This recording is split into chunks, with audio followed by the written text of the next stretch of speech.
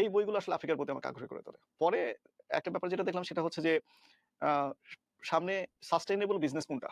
Agriculture সবচেয়ে sustainable business. Profit com but sustainable. অর্থাৎ যে মানুষটা আজকে সন্ধ্যায় মারা যাবে সে আজকে দুপুরে খাবে। তাকে খেতেই হবে। মানুষ কাপড় ছাড়াও চলতে পারবে।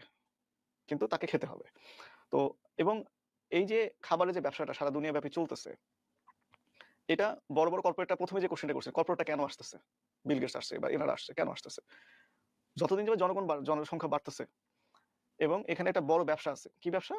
হাইব্রিড বীজ আমাদের মানুষে ঢুকায় ফেলা হইছে।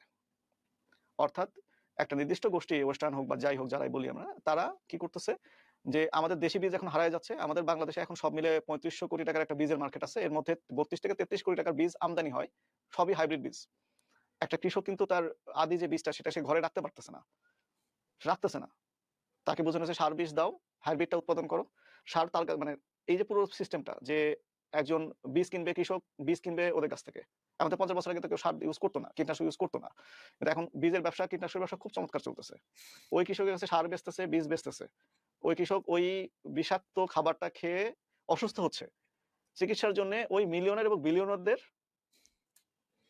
ক্লিনিক বা হসপিটাল বা তাদের কোম্পানির ওষুধই তারা ইউজ করতেছে, পেটেন্ট তার করা।